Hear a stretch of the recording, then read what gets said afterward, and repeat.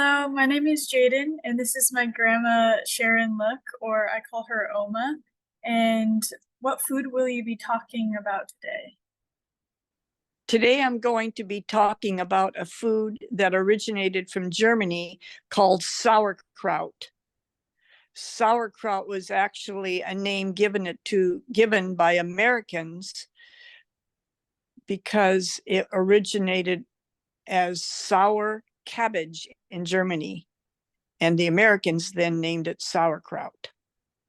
Let's see, what community do you come from?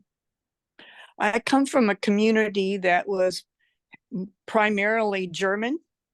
I lived and grew up in a small area in Minnesota where we actually made homemade sauerkraut.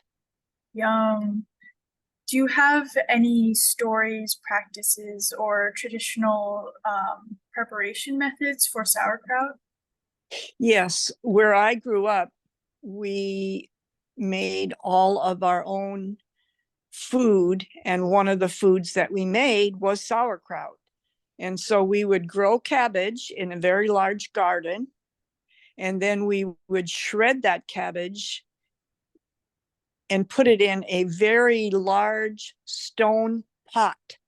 The stone pot is where we put the cabbage with layers of salt. The stone pot looked just like this, only instead of it being small, it was 50 gallons. Oh, wow. So we shredded the cabbage, put the salt in there, and then my father and mother would keep stirring that cabbage day after day while it fermented. Usually for about 30 days, it would ferment. And then once it was fermented, they would then pressure cook it in cans. And that was part of our regular food chain throughout the rest of the winter and the spring until we start having produce in the summer. So I learned how to make sauerkraut. Sauerkraut is actually a healthy food in that it's a probiotic. It had the fermentation is good for cleansing the liver, and it was always a stable food in Germany. And during World War I, we couldn't use the word kraut because it was then considered to be non-patriotic because we were fighting the Germans. And so then we would use the word liberty cabbage instead of sauerkraut, kraut being part of a German word.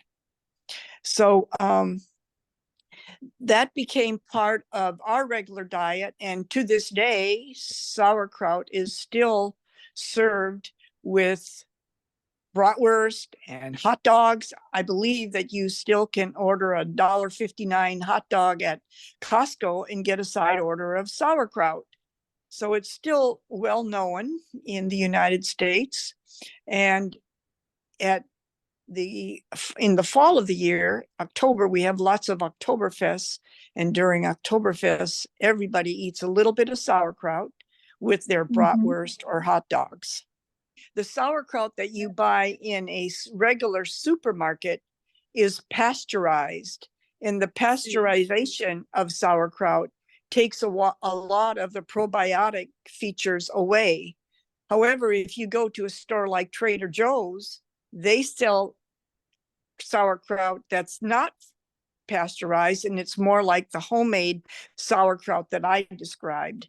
It's the pasteurization that takes away the probiotics. I'm getting hungry just thinking about it now. Thank you so much for sharing about sauerkraut and your culture. It was really nice having you here today.